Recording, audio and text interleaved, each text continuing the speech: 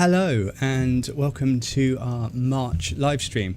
You can see me on screen now, hopefully, and I'm joined today by Jaime as well, who's on audio only. Hi everyone. Say hello, Jaime. Yep. Hi everyone. Thanks for showing up. And welcome to our second Q&A live. So we're very grateful for having everyone here. So let's absolutely. So the idea of this, as you probably know now, is that every month we're going to round up some of the questions we've been asked over the past 30 days, and then I'm just going to explain them in this live stream so that basically the whole community can kind of benefit. The idea of these is that they're perhaps slightly more advanced or more niche than the tutorials that we release on a more regular basis. So some of these might be slightly more advanced techniques than you'd see in our regular tutorials. So without further ado, I'm going to jump into our first one, which is looking at how we can use Megascans buildings in RailClone. So I imagine that most people saw in the last month or so, or have seen in the past, that Megascans have these quite cool modular building sets that you can download, and you can use these in Unreal for free. If you've got a subscription, you can also use them in 3ds Max. So these look like they should work really well with RailClone, right? If you look at them, they're little modular repeating pieces that you can just bolt together and create whole buildings.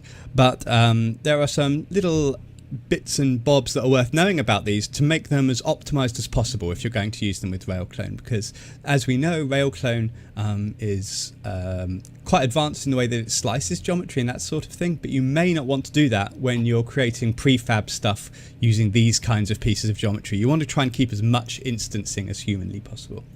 So I'm just going to switch over to my screen capture view, and you should see my screen now.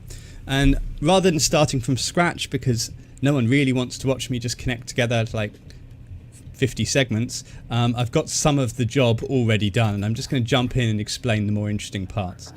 One thing now I'm always going to reiterate again and again is how to kind of set the pivots for this kind of thing.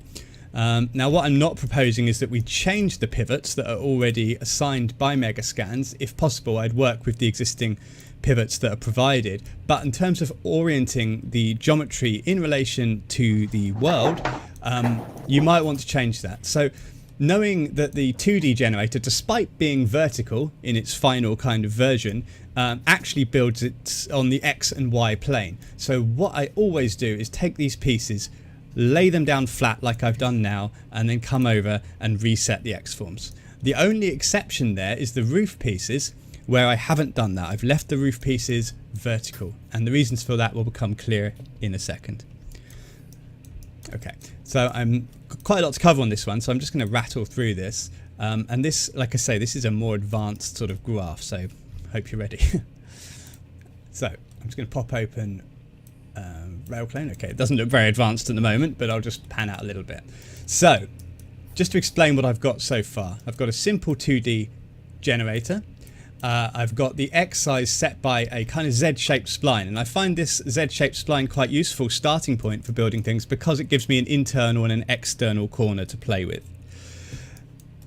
Then into this, in the default input, I've got these three pieces of geometry here, and I've got these running through a sequence node to create a sequence on the Y-axis. You can see here it's set to Y-axis. I could set it to X, so the sequence goes along the length of the X spline, but here I've set it to Y. It really just depends what you want.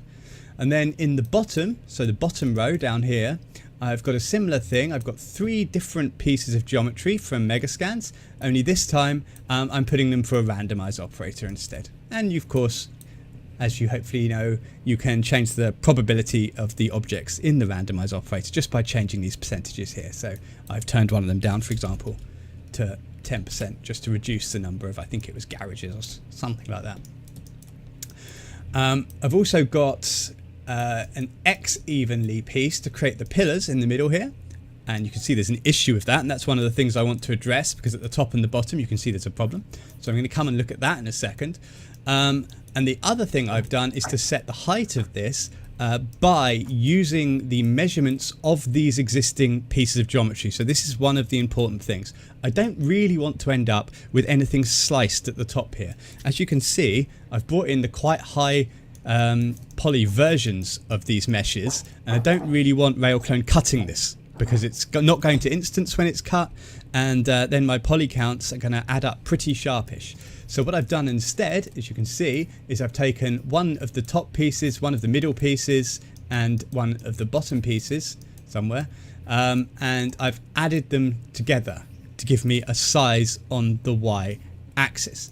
And to get the number of stories, I've taken the size of the default, the middle segment, I've taken the Y size there, I've wired it through a arithmetic node in multiply, and instead of being able to set it using an actual number, I've put a random node there so that what I'm going to get is a random number of building heights. Now this doesn't make a lot of sense at the moment where I'm just dealing with one building, but later on if I was to populate this grid, then what I'm going to get is a load of different randomly height buildings.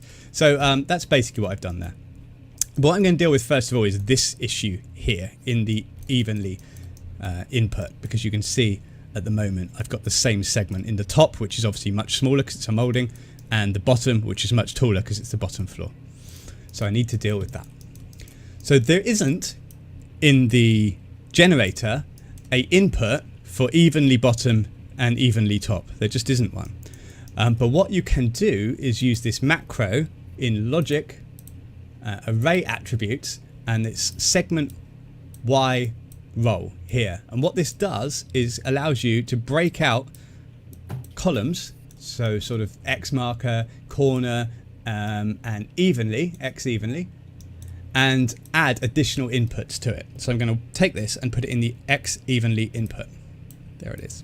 So now what I've got in that input is a number of other options, and I can take the original default and pop it into there, and you can see that now it's only on the middle parts of the facade. So to target the top, I can find the top segment, which let's hope I've named. Top outer corner, top, pillar top, there it is, pillar top, and I can put that into the top input. And you can see I've just been able to target that input up there, and I can do the same for the bottom. So this is an incredibly helpful macro. See, I've got the bottom in there now, for just letting you target those different parts of the array that aren't actually in the generator itself. In order for it to work, just one thing to point out, in order for it to work though, you do need to have extend to side on for X evenly. So you'll see if I turn this off, it all goes wrong. Okay, so extend to side needs to be on. So that's the first thing. Now, this looks fine actually as it is, and I could, if I didn't mind slicing, I could take this input and I could put it into the X corner input there, and it would slice it and bevel it around this corner, and that would be fine, except for the fact that I've got very high poly mesh, and I really don't want to break my instancing power if I can. And what the Quixel Megascans parametric objects include are these corner pieces, so that you can create corners which are instanced basically. So we need to add those to our object. So let's do that. So first of all, we need to choose a piece based on whether it's an internal or an external corner. That's one of the challenges we face. And the other thing we need to do, of course, is to hit the bottom, middle and top. So we'll use this macro again. And then we need to orient this corner piece so that it fits together with the surrounding geometry, because RailClone doesn't do that completely automatically for you. So let me show you what happens. I'll take a top outer corner and I'll just wire it into the X corner input. And you can see what's happened there immediately. It's kind of all over the place. It's out here somewhere. It's not really what I want. So let's make a few changes. First of all, I don't want it to kind of be bisecting the angle of this corner like it is. I want to come into rules, into the corner input, and I want to turn off align to path. And what that will do is it will follow the angle of the preceding spline segment like that. Now I need to change the pivots, and in order to do that I'm going to actually put a transform node in here. And I'm going to come into the override alignment settings. I'm going to change the X and Z to pivot. And you can see that snap that down and into position, and that's great. Now the reason I've done that in the transform node instead of doing it in the segment itself is that if you look at the alignment settings down here, in the segment you haven't got any additional parameters, but in the transform node you've got the ability to shift that pivot along. Now if you remember at the beginning, the pivot was actually on the side here and we need to move it across to the corner. So we can do that by changing this parameter and sliding it over like so. So now I've got that in place. Roughly, I'm just eyeballing it for now, we could measure it.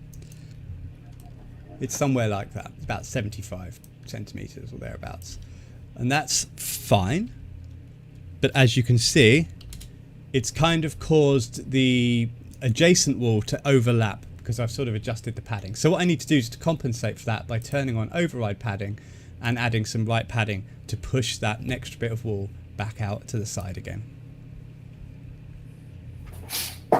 Something like this. Again, I'm just eyeballing it for now.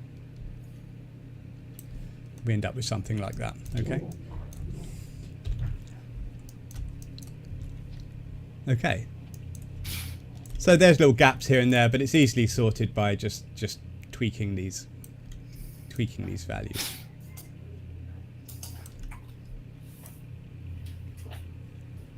There we go. So we've got the top done, but and actually all of them. So what I'm saying before about that macro is that we need to be able to target these parts individually. So let's take this macro again and wire it into our X corner input, and then wire this into just the top in this case. So now you can see I've just got the top piece done. So we need to basically do the same for the other pieces. But what I can do is just copy and paste that transform node to save myself doing it again. So now we'll find the middle outer corner.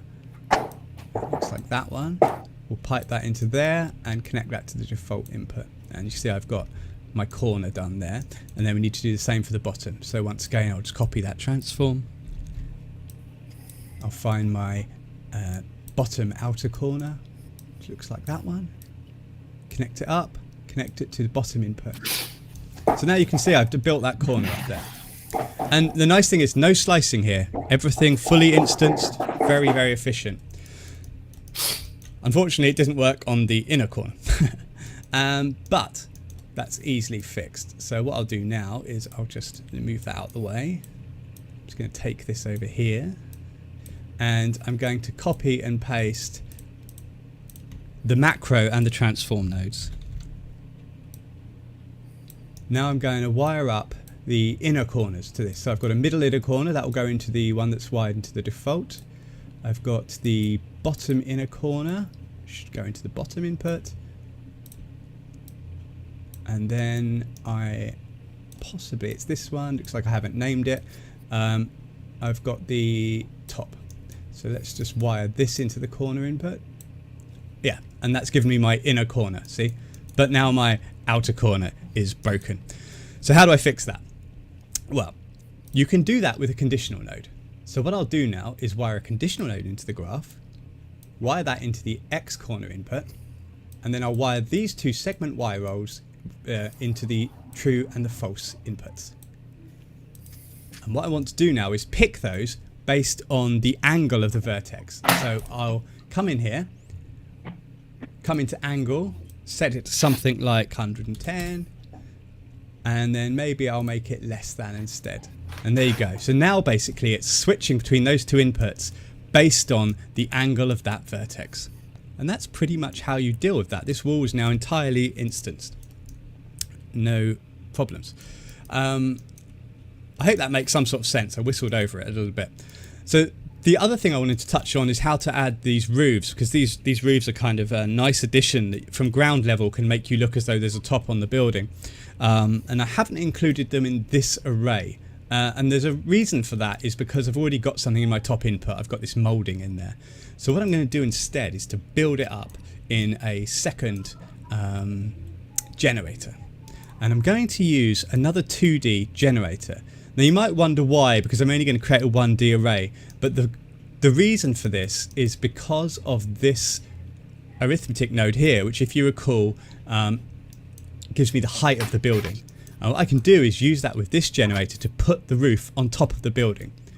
And because I'm randomizing the height of the building, I can sync between multiple generators, but, and here's the catch, the generators have to be of the same type. So if I used a 1D generator here and turned this on, I'd end up with the roofs at a different height from the walls. So that's why it needs to be a 2D generator. I hope that makes sense. I'm going to connect this spline to this generator, and I'm just going to use the bottom inputs. So I'm going to export the Z offset. I'm going to connect to the same arithmetic node here, and now I'm going to take some of these building pieces. So let's see what I've got here. Helpfully didn't name these, so I'm just going to pick them again. I'm going to pick that one and wire it to the default input.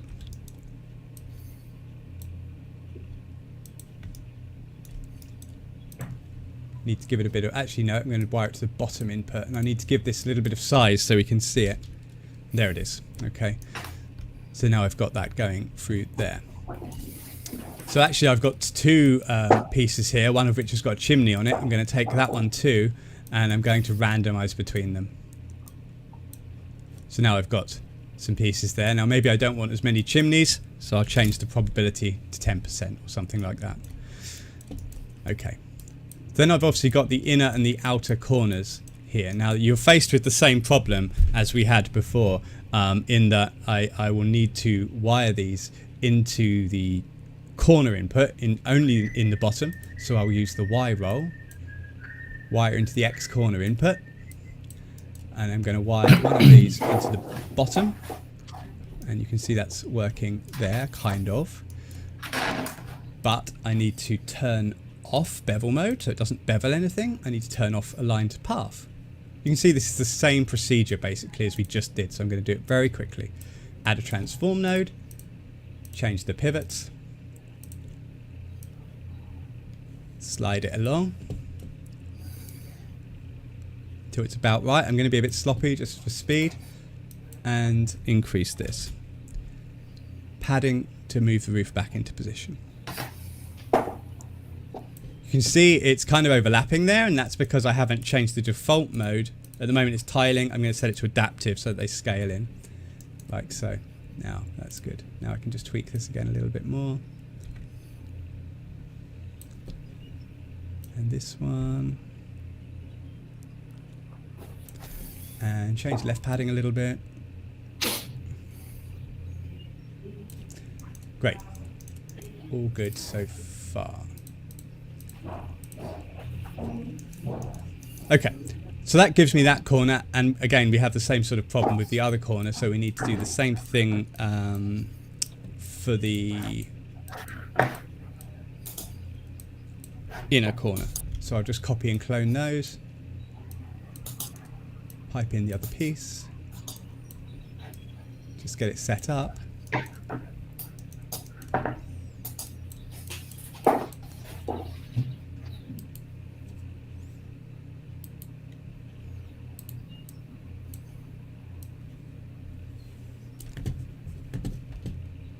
Bear with me, just adjusting my padding a little bit. I'm doing this very quickly and roughly at the moment, so this would take a little bit more effort to set up, but I'm just trying to get across the principle really. And then we'd want the conditional node in here too. So we do the same thing, detect the angle,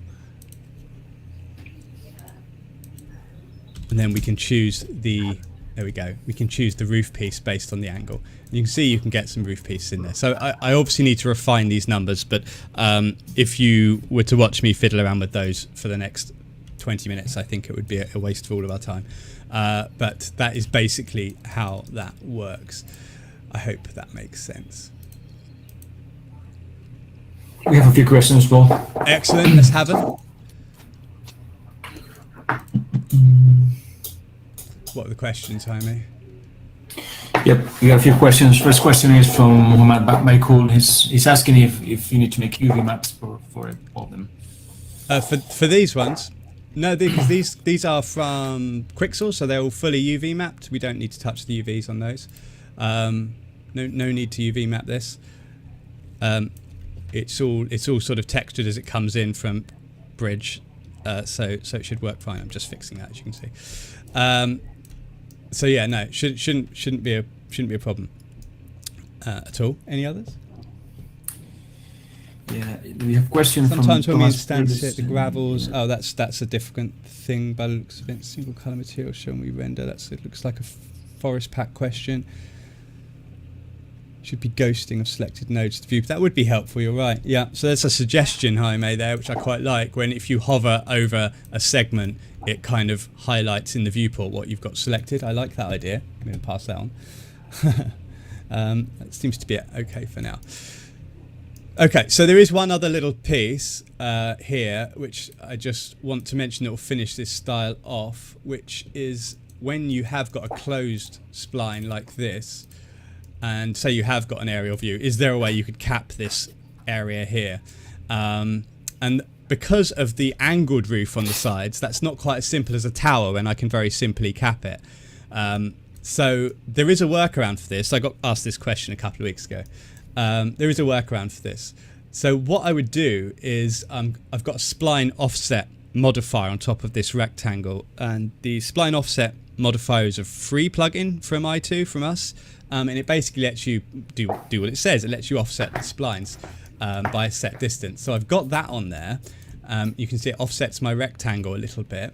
And I'm also fixing the material ID of the new spline, the inner spline, to a material ID of 2. So the RC spline modifier lets you do that. It lets you assign a new material ID. And the reason that is handy is because I can basically use that to stop this happening here, where it's generating a piece of roof based on that spline. So I can go into this generator here, I can go into limits, and I can turn on material ID. So it's basically saying ignore this inner spline here. But I can use that inner spline instead to cap it. And you can see I've sort of set the size up so that it's roughly the height of the roof. So what I'd do there is bring in another 2D generator. I'd take the spline, same spline, and put it into the clipping area input. Only this time limit the material ID to 2. So this time I'm only getting the inside spline, not the outside spline. And if I wire in this roof piece here into the default input, and then I turn on extend XY size to area, you can see I can cap that little area in there. Now this is currently the only part that isn't instanced because it's going to be weird and wonderful shapes and it's going to get sliced. So I would generally advise using lower poly geometry for this little part here. But yeah, that's sort of basically working. Of course it's on the ground, so we'd need to export the Z offset, wherever that is, there it is, Z offset, and then we can take the existing height, which is here, and remember these are synced. So I'd wire this into here, which will move it up a little bit, but not far enough, right? Because there's the roof on top of that. So instead I'll add it to an arithmetic node, wire that into the Z offset, and to that I will add the height of the roof. So I'll export the Z size of that roof and pipe that into that arithmetic node too, and then that moves it up a little bit. So I've sort of capped off that roof, and if you need to adjust it a bit more, you can always come into the node itself and play a little bit with the Z translation, which actually looks like I've already done. So that kind of does some quick capping on the roof there, and that might be just enough for your kinds of shots. Okay, so that's pretty cool, quick, easy way to say, well, it's not that quick necessarily, but it's a good way of setting up your Megascans assets. I would also add that once you've done that, of course, the Megascans assets are quite standardized in the way they're set up. So you could just swap out the other geometry and maybe tweak some settings here and there, and you don't have to do it from scratch like that every time. The nice thing about this, of course, is once you've built it, you can easily come in, and I've got one spline, and I can do a much bigger area by clicking on a different spline and filling, you know, like a big layout like so. I've turned it into boxes for viewport performance, but it will render pretty much like our little sample scene here. Woo! So that went on a little bit longer than I probably anticipated, but are there any questions about that little section, Jaime? Well, besides what we've seen, no more than that, so I guess no more. Okay, we can keep on. Great. So I had a question about blending between two different adjacent forest pack styles, and the question in particular was to blend between gravel and grass on a footpath. So let me just open up the file while we're looking at that. And the original question was about whether you could do that using the material IDs assigned to this surface. And I had to say, unfortunately, no, you can't, because the reason is that surfaces with material IDs can't use fall-off effects. It's just a limitation of forest pack. So the only way you can use a fall-off effect is around the very perimeter of surfaces without material IDs, or on splines. So let me switch over to our screen capture window so you can see what our starting point. So here we've got our two different forest pack objects. I've got grass here. Just bearing that the interface isn't normally, I will make this caveat every time, the interface is slower than usual because I'm live streaming, obviously. So I've got a surface in here, and in the areas rollout, you can see I've got a surface area which is on, and I'm currently limiting to surface material ID 2. So that isn't really going to work, so I'm going to just delete that, and it will cover the whole area. And instead, what I've got in here are some splines, which are pretty invisible at the moment. So let me just turn off the surface area.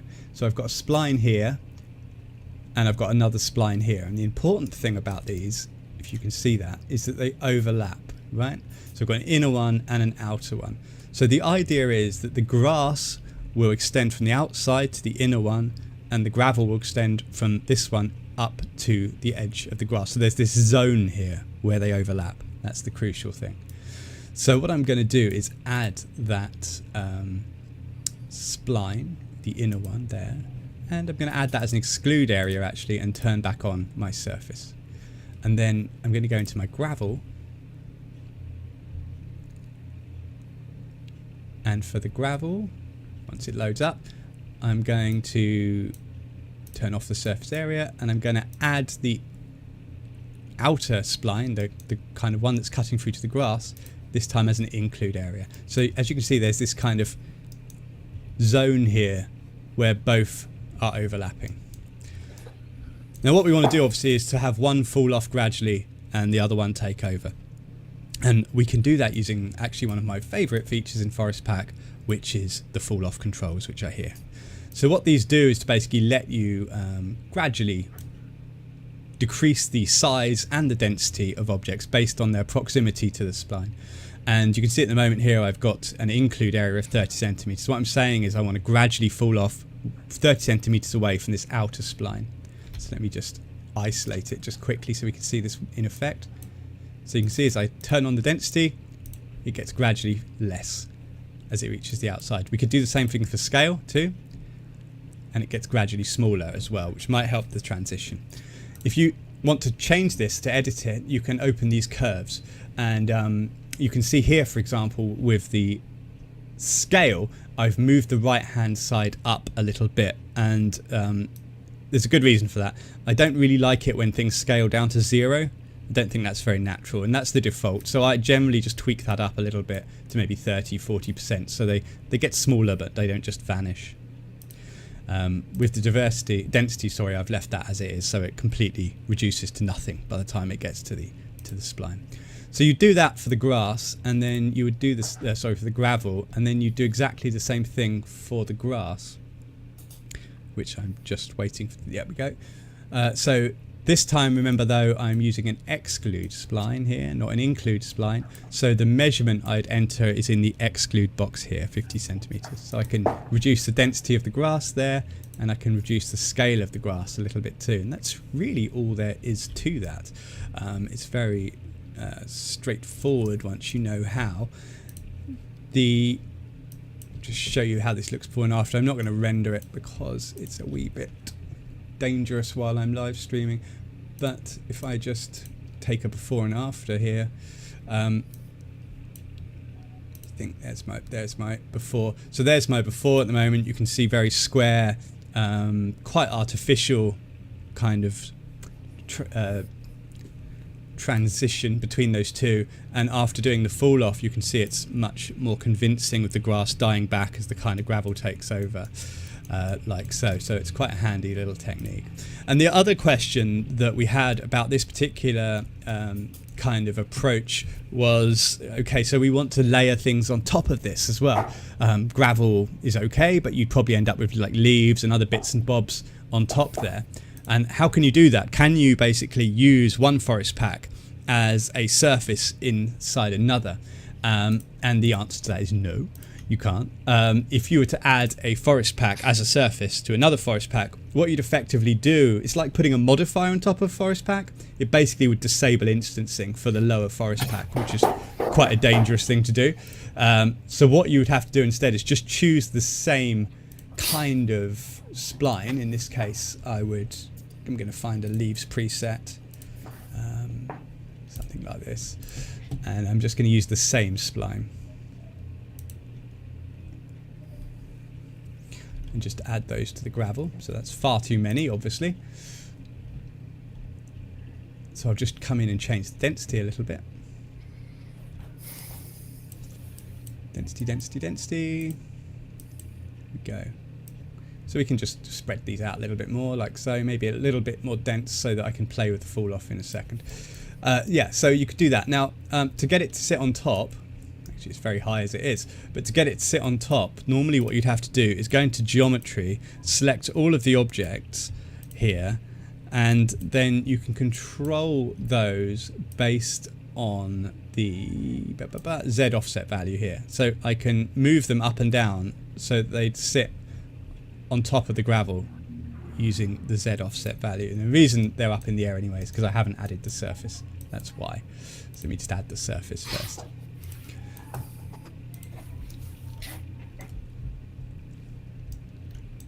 If I can find it. It's under there somewhere.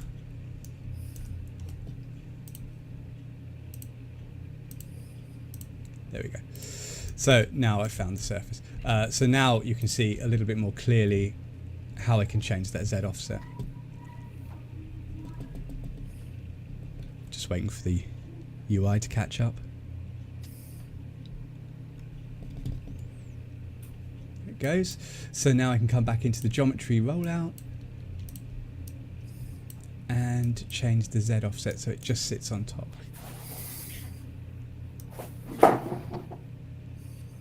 So you just do something like that. Now, obviously, it's not going to be perfect, but in 9 out of 10 times from the distances you kind of render, it's pretty much good enough.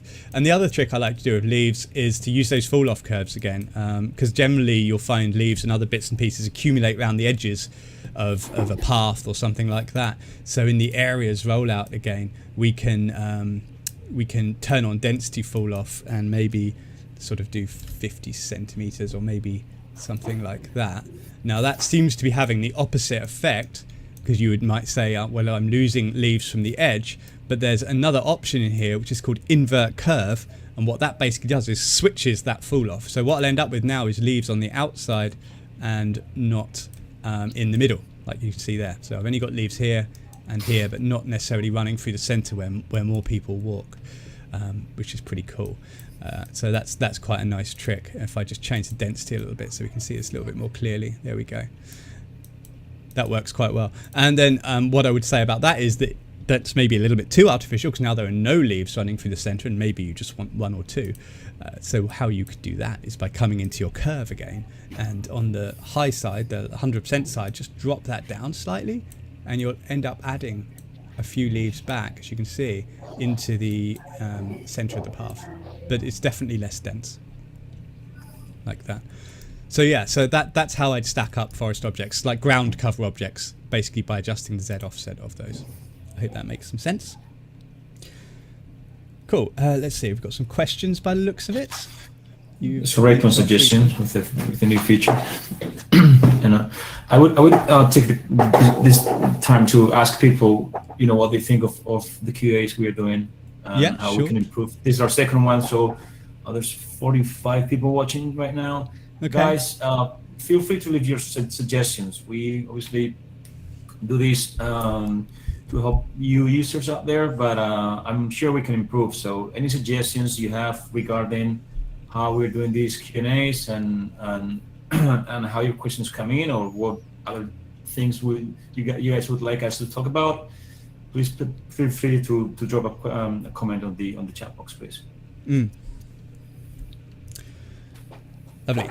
There's a question about how difficult it would be to implement a function that would get parameters to open a door from a helper object. Blimey. Okay, I'll pass that one on to developers. That's not one I can answer live. A world without iToo plugins and ArcGiz is unimaginable. I wish I knew how to code. Okay, that's just a nice compliment. Thank you. Just moving on. What's the time, Jaime? Oh gosh, okay. I'm just going to move on to another quickie. Yeah. Yep. I just want to look very quickly at probability control. So we were asked, this was a feature request that was just, can you add probability controls to the Tint By Gradient feature? So let me just open up a file to show you what we mean by that feature. Now, I might try a bit of rendering on this one, so wish me luck.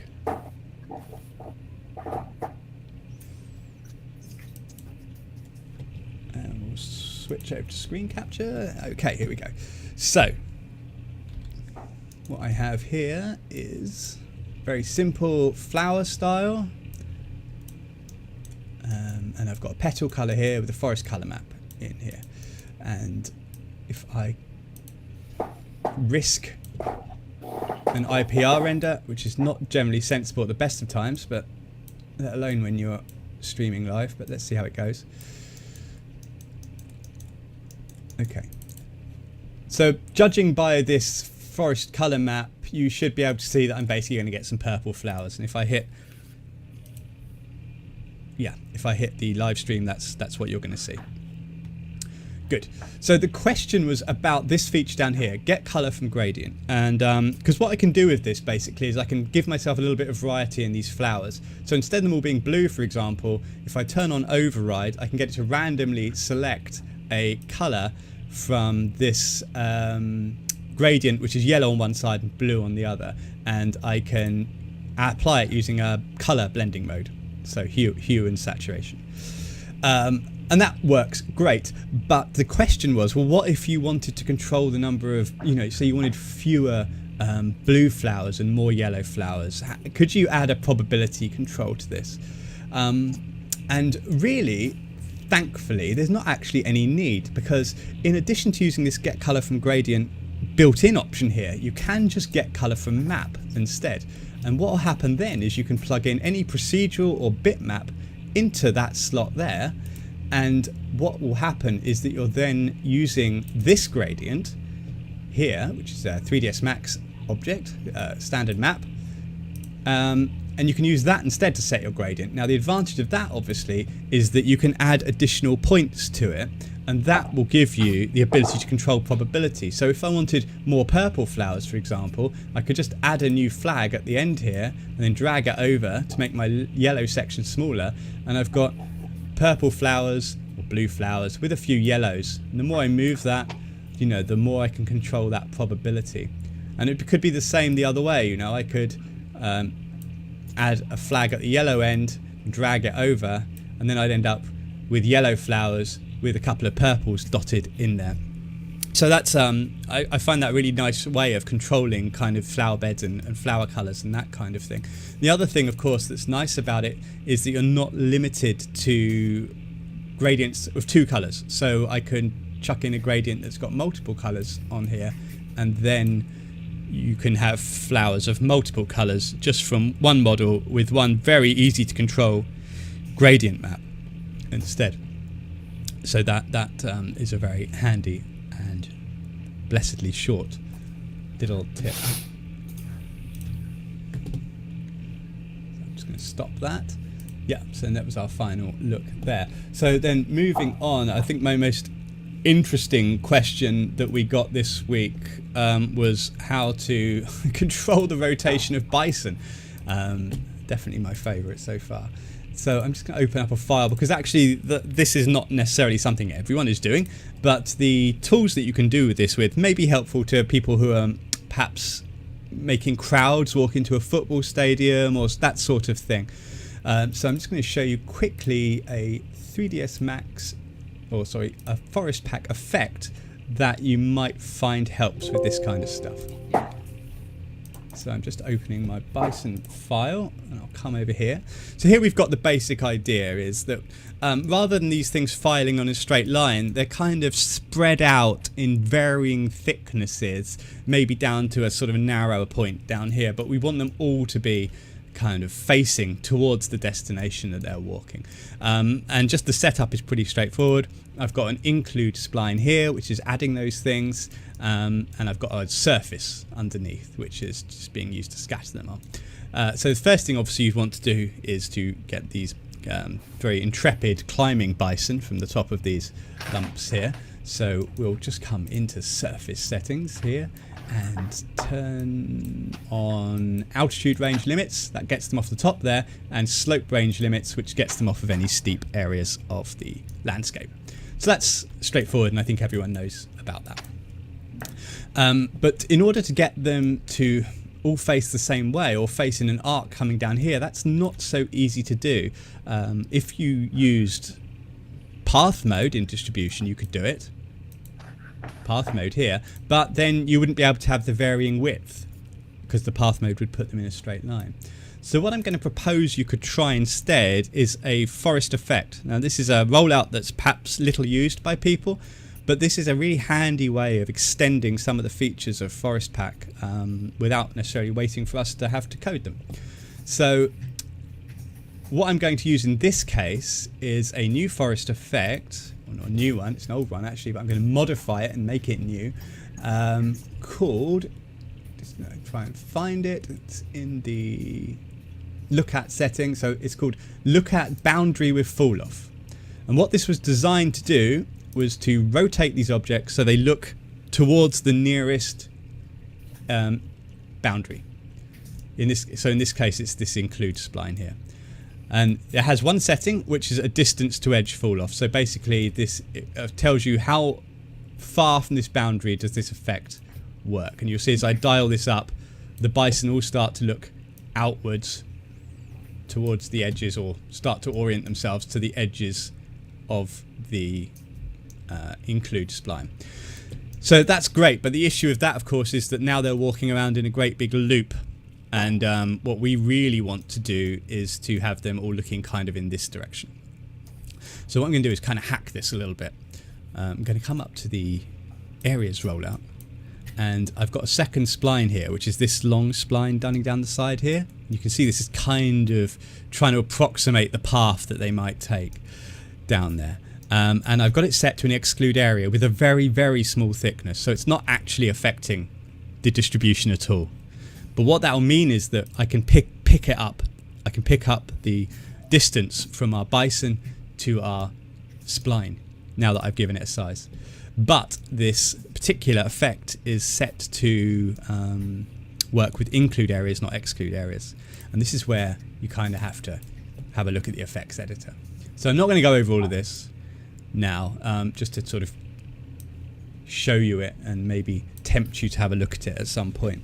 But basically it allows you to write some expressions that you can do things with. And what we're doing here is trying to find a vector at the moment, a line from the bison to the nearest edge.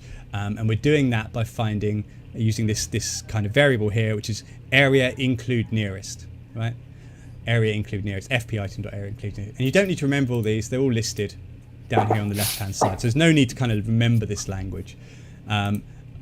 But what I can do is change that to an exclude nearest just by changing the inc there to exc. And again, I don't need to necessarily remember that because I could look for it down here. And I'm going to do the same thing for this one here, which is distance. Exclude distance. And hit OK. So it's just compiling that.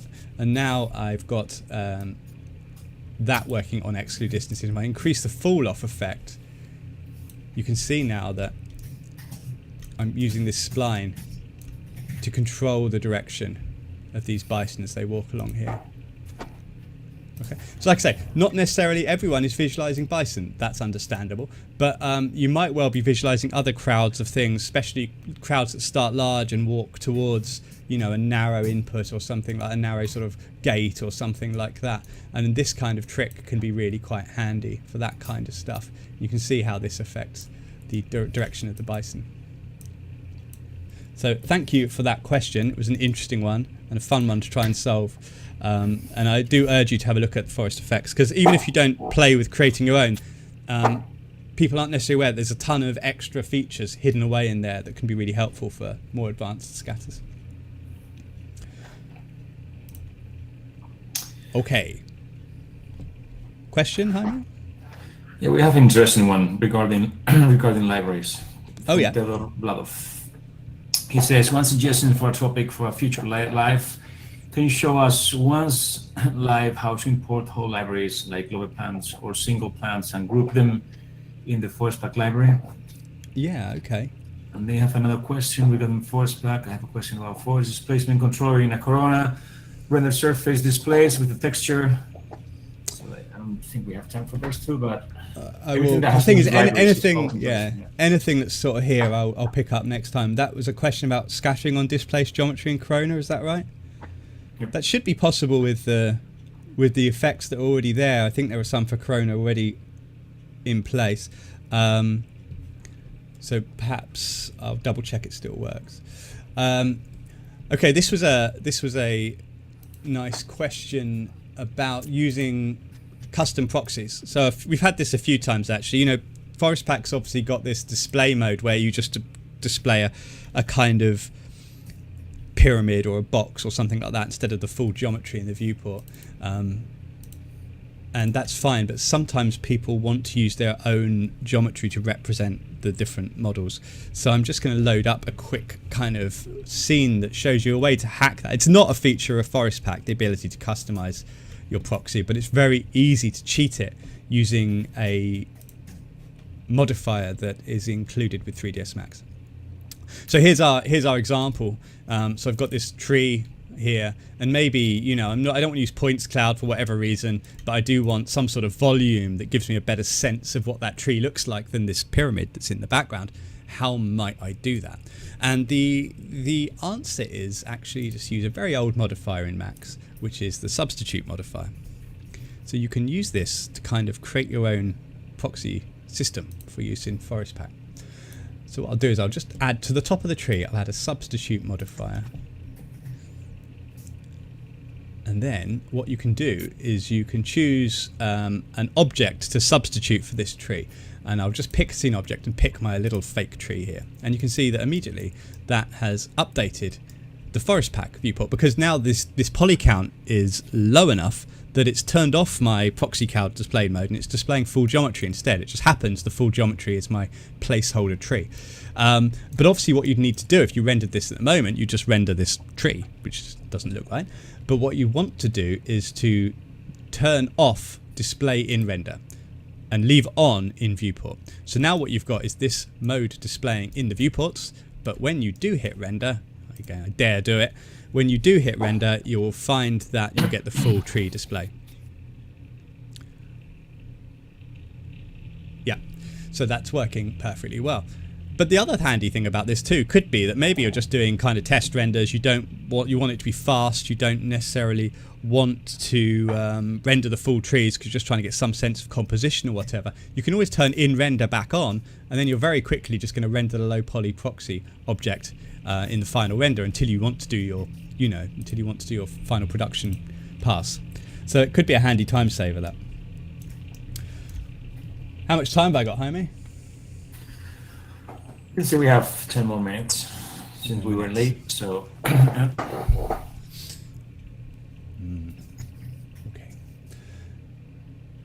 Choices. Let's go for building with floors, because this was a question that was asked in the last live stream. This question was asked, I think, about 10 times. So this was a question: how do you include, or how do you build a building in RailClone that includes internal floors?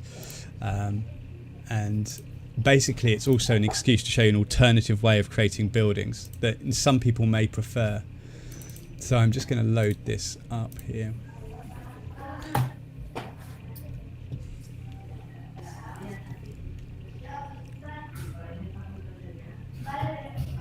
Okay. So I've got a pretty basic scene set up. Once again, I'm using simple geometry just to illustrate. So I've got maybe a ground floor here, a middle floor here, and maybe a little top floor there. And I've also got a door and a wall in case you want to create internals. And I've got this big flat box here, which we can use to cap this building or as a roof or floors. And I've got a couple of splines here to play with. Okay, so I'm just going to show you a couple of things very quickly. And I'll try and do it in 10 minutes. But no promises. Okay, so I've already imported all the segments again so that you don't have to watch me do that. And I'm going to start by actually, since the question was about, just realised I hadn't changed the scene. Since the question was about the creating the floor plates themselves, I'm going to start with that. So I'm going to add a 2D array. I'm going to add a spline, and I'm going to wire it to the clipping spline input. Hi, man. I'm just going to mute you because there's voice in the background. Yeah. Okay, so I'm wiring an X spline to the clipping spline input. I'm going to turn on extend XY size to area, and then I'm going to take my roof, which is just that simple box, and wire it into the default input. Make sure you pick a spline from the scene.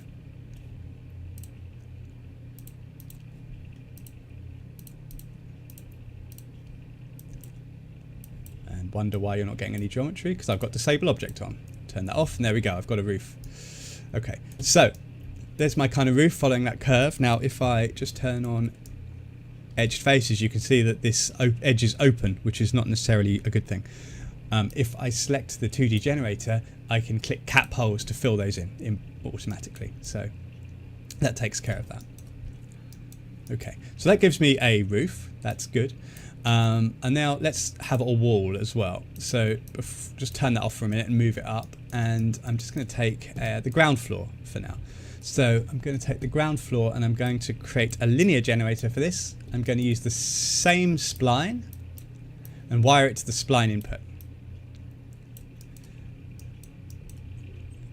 Now I'm going to randomize the two ground floor pieces, and I'm going to put these both through a sequence with a kind of vertical pillar piece, and then put them in default input. Okay, so I've got a kind of ground floor there now. You could also, if you wanted to, randomize the materials as well, just for fun. So materials, we could go material 3 between 4 and 6. I've got some colors set up just to add a little bit of interest. So yeah, we've got that set up there now too. Okay, so what can I do with those two? So far I've just got a piece on the floor, which is the kind of floor plate or the roof, and I've got a ground floor too. So the trick now is to use nested generators, and what we can do is use these two pieces to kind of stack on top of one another and to start to create a building from those. So I would do that with a 2D generator here. I'd use this no spline, actually no spline needed for this at all. I'll just put any small number in the X size parameter, and for the Y size you can set it to, I don't know, 10 meters or something for the minute. Now I'm going to take the sequence operator and I'm going to wire in the ground floor and wire it to the start input. So nothing much happening so far. Now what I want to do is transform that. So I'm going to, for a start, I'm going to turn off bend and slice. So now that's down there, as you can see. And I need to get this somehow back into the right place. So first of all, this building wants to go up vertically, of course, and at the moment, as we know with the 2D array, it builds on the XY plane. So generally speaking, I turn the X rotation to 90 degrees. Now that will not do good things to my ground floor, so I need to counteract that by going into its transform node and changing the rotation to 90 degrees. So that's kind of working now. Then I also want to change the pivot for all 3 axes,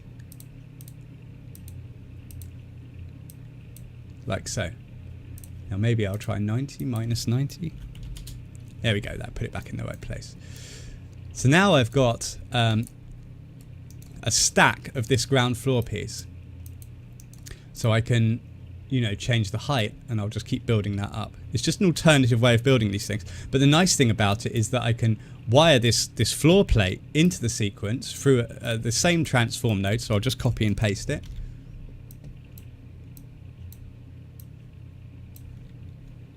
And set the sequence to increment on Y, and now you can see I'm creating a pattern of floor plate and glass. And if I increase this size, you can see I can just keep going up with that. Now actually what I quite like to do is to put a null or empty segment at the end of this sequence operator, like that, which kills the array, and then you can set this to whatever you want. So like 800 meters or something. So I've kind of got a ground floor, and then I've got a floor plate. And what I can do now is to add the other floors. So we can maybe take the middle floor just by cloning this.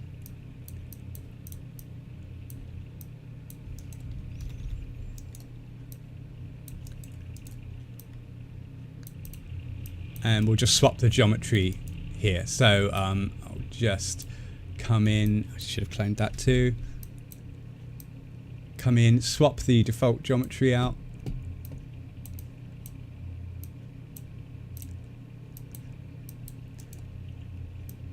Swap out the evenly. So now I've got another kind of floor here. So I can copy and paste this transform node just to save re-entering all the information. And I can wire this into this sequence above the null segment. You see I get another floor. Right, so that's pretty cool. But of course I don't want to keep building, you know, I don't want to keep adding these manually one at a time. So what I can do is kind of nest sequences. And that's quite a handy trick. So I can take another sequence node here, and I can wire this into the original sequence node, put the repeating floor into its first input, put the floor plate into the second input, and then coming into this original sequence node, I can change the count. So if I change it to 2, for example, I'll start to get... Am I changing the right one? Yeah. Bear with me for a second.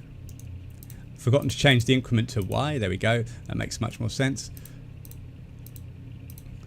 So now you can see I can control this just by changing this count number here. Right, so you can just build it up, which is really cool.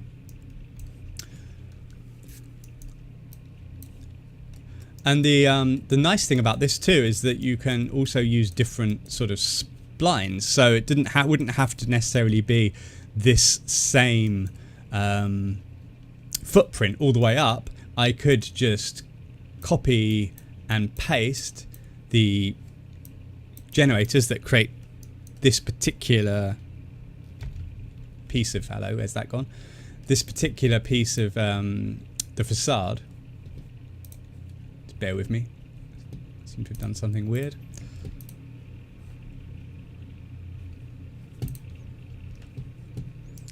Hey, I've turned RailClone to some kind of disco. It's flashing at me. Right, okay, it's stabilized, thankfully. So let's try this again. And copy and paste this. And I'm going to use a different spline. Wire it to the spline input. And pick underneath, there's just a circular bit here. So I'll just pick that from the scene. And then I can add that to the sequence. Right, so then, you know, you've got a separate bit of building coming up here, and I could add a count for that too, to keep going up there, like so. So you can do some interesting things. And of course, you know, if we wanted floor plates for that too, all we need to do is take the floor plate generator, copy and paste that, give that a separate spline input, and pick the same circular node from underneath. So I've given myself a floor plate now that matches this section, and I can wire that into another sequence node. So you can have a lot of fun with these things.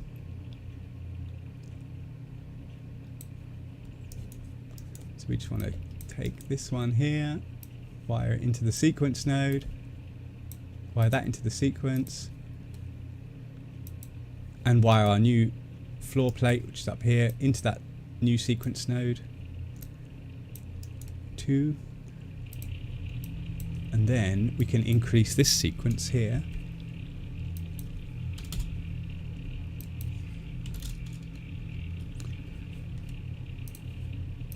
Change the mode to Y.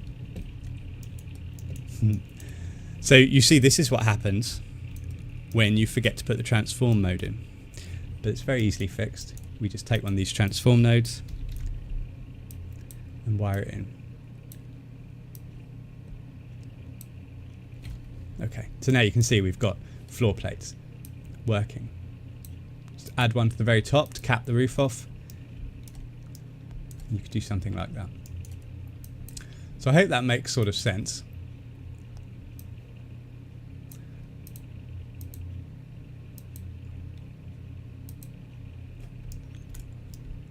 Yeah, so you can create some interesting buildings. Completely different way of doing it from the way we'd normally do it with the 2D generators, or similar to the way we did it with Megascans at the beginning. It's kind of nesting loads of different generators inside one another, like this.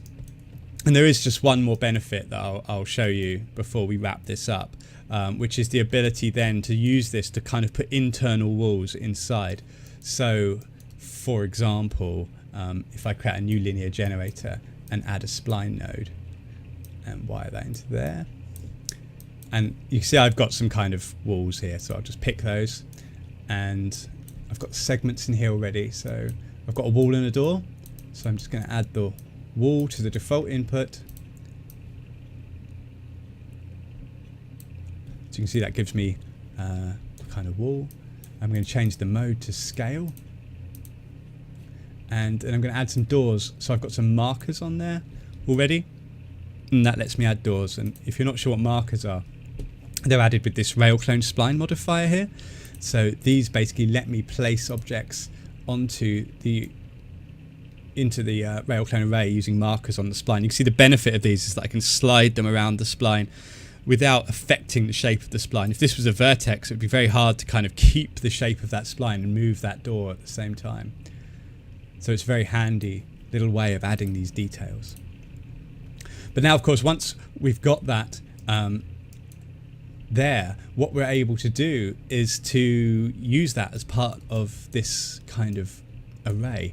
And what I'm going to do is basically to take a compose operator, which lets me combine together multiple objects, and I'm going to wire it to this top bit, this round generator here. So I'm going to just wire that into there.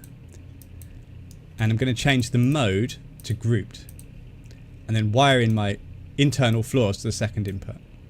Now you can see that inside there now, through the windows, you can see that I've added walls and rooms and doors and so forth to those sections just by using this spline on the bottom here. And the nice thing about this, of course, is that if I adjust this spline, the whole building will adjust all the way up to the roof level. So it's a really handy, quick way of doing things. And you couldn't easily do this using the conventional technique of using a 2D generator. So this is an interesting alternative that I hope you'll find useful. Lovely. I hope that made some sort of sense. Please ask me if not. It would be really helpful if you've got any questions. Also, if you've got anything you'd like to see answered in the next episode, that would be really helpful. Just drop those questions in there, or between now and the end of next month on our social media or forum, or email us, however you like. That pretty much sort of, I think, probably wraps up the time we've got together, Jaime. So I don't know if there's anything else I need to answer. A few RailClone questions. Well, there's an interesting... Yeah, go on. Yeah, please. There's an interesting question from JA999, and I'm not sure. I can't remember if we have a tutorial regarding. It says, could we get a tutorial on distributing objects on multiple balconies, such a large residential block? That is interesting. Yeah. What I'd be interested in there is if you want to get, because what's helpful to me is to know the typical way you set up your buildings, because you obviously want to do something like that in with the least kind of disruption to your standard workflow. So if you've normally got splines around your balconies, for example, or you use surfaces or whatever, it'd be really helpful to see that so that we could kind of tailor a solution that like I say, is the least disruptive and doesn't involve you adding loads and loads of extra splines where you might not have had them or whatever. And I guess that goes for everyone. So it'd be interesting to know how you would normally set up your balconies if you're adding railings to them. What geometry have you got there? Have you got surfaces that define them, and so on and so forth. So happy to answer that, definitely, but it'd be good to know a little bit in advance how you set these things up. Thanks. Any others? How do nodes affect the performance of the program? Do you mean literally the number of nodes? In terms of the number of nodes, it doesn't make a huge effect. The only slowdown in terms of compiling and building the geometry, the only time you might see a slowdown if you've got hundreds of nodes is just opening the style editor. That's the only time that would probably have a significant impact on performance. But once it's all kind of set up and the style editor is closed, it's going to run pretty fast. It's going to be more to do with what those nodes are doing, really, rather than how many there are. It'd be cool if you could clip RailClone geometry so it's only generated within the camera angle, especially when you use RailClone for layouts. Yeah, so that's a question we get asked a lot, like Froster and Culling, basically the same as Forest Pack does. The issue with that, the reason we don't or haven't been able to do that so far is that, as you know here, the segments are placed along the spline in relation to their, and this is a dynamic system, in relation to their neighbours from the start of the spline. So, if we started to cut out the ones that weren't in view, all of this stuff would shift. So we'd have to somehow do it in such a way that the system was baked down and then dynamically culled. Which is maybe something we can look at more now that we've got that new Proxy cache system, and that's probably worth bringing up again to our devs and seeing if that's a possibility. Definitely, but yeah, it's definitely been asked for a lot of times that. So I will pass that one on. Any other questions? So you kind of consider making compiled version of the editor is not accessible, but all parameters can be altered. It's kind of, I mean, in Yes, we have considered it, in short. We're, like a RailClone player. I don't know what the status of that project is, but it's definitely something we've talked about, so that you could just load pre-built styles and edit, but you couldn't edit them, as a way of distributing presets and that kind of thing. So yeah, we have looked at that, but no time scale at present for when that might happen. We can say we are playing with it. Playing with it, we can say that. Sure. Yeah, that's a nice word to say. Yeah, like that. Cool. Any others? So just having a look. Tutorial. The material operation is only now turning a single material ID into many material IDs. Yes, that's true. At the moment, it does. 20 plus material IDs that comes out of RailClone objects, part of a unified single ID. Yeah. So yeah.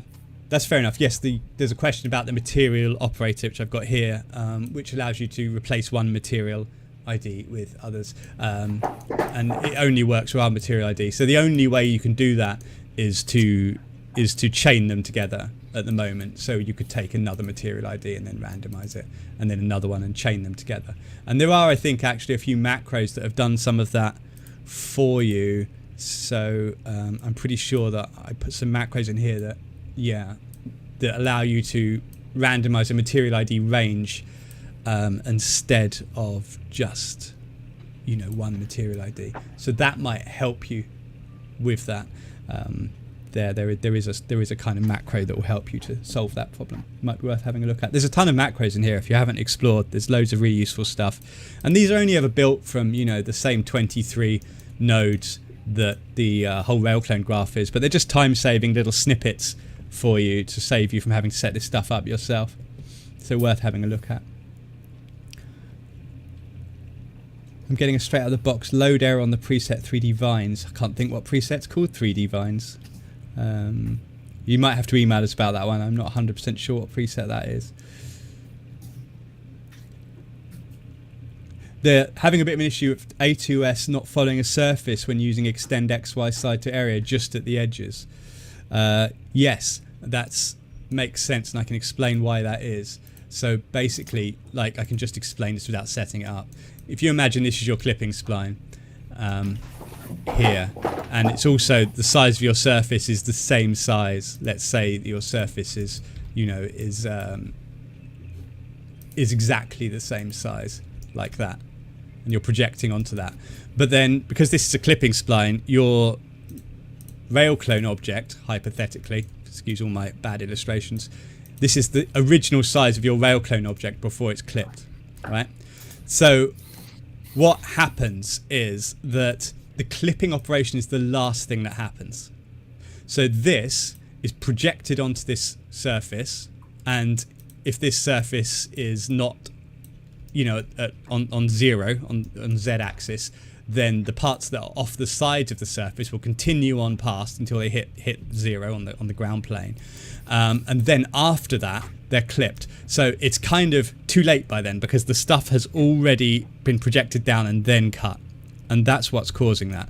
So the solution is always to make sure that the surface underneath is bigger than the original size of the array before it's clipped, and that's how you fix that problem. Basically, you have to make your surfaces a bit bigger. And that might just be for roofs and things like that. It might just be a case of having to extend the boundaries the borders a little bit, just to make sure that doesn't happen. But that's the reason. It's because the clipping isn't done before the projection, it's done after the projection. And that's why you get that slight deformation around the edges. Good question. Ecosystem, yeah. Sorry, I'm just flicking up through the questions. More information about Unreal Engine 5. If I had more time, I'd like to have shown you how to export the Quixel building style to Unreal Engine 5. Maybe I'll save that for another tutorial. I watched one of your webinars where you said scattering lights was possible in versions other than version 7. Is it possible to do a demonstration now for those without version 7 yet? My demonstration would probably be a demonstration of going and clicking on the shop button and buying version 7, because scattering lights is so much easier with version 7 than it would be with any previous version. It's basically a kind of hack in previous versions where we swap scattered geometry for lights, or use a script which is on the forum to place lights onto scattered geometry, but it's not a kind of fully procedural system at all. So there is a script on the forum that will do that for you, and that'd probably be the way that I would propose doing it.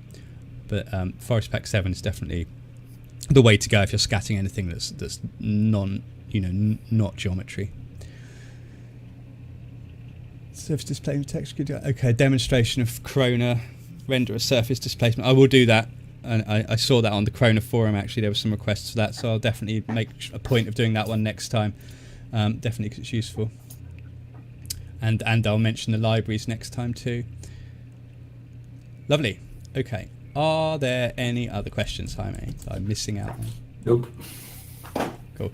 Yeah. Lars says doors and windows. Yes, I know doors and windows. It'll come. It's that kind of setup would take the whole hour probably. So I need to think of a way of doing it that's maybe a little bit more efficient than doing that. Maybe I need a dedicated tutorial. Great. Well, thank you very much, everyone. I hope it was useful and that you got something from it. I'll chapter this so that it's easy to go back through and you can find any bits that are relevant. Thanks for sticking with my slightly shoddy computer as it falls apart as I'm rendering and that kind of thing. But I hope it was all clear enough. We'll be back at the end of next month. I can't remember the exact date, but it's generally 28th, is it? Last Thursday of the month. So we'll be back with a whole other bunch of questions to answer, and if you've got anything you'd like to see covered beyond what you've already sent us in the meantime, please do just let us know and we'll make sure it's covered. And otherwise, don't keep an eye on our YouTube channel, because we're releasing kind of weekly tutorials for RailClone at the moment, and we'll do a few for Forest Pack too. So if you're not already keeping an eye on that, please have a look. Particularly this week, we did a nice one on building generators that will complement this stuff quite nicely. Other than that, thank you very much, and I'll see you next time. Thanks, everyone. Bye.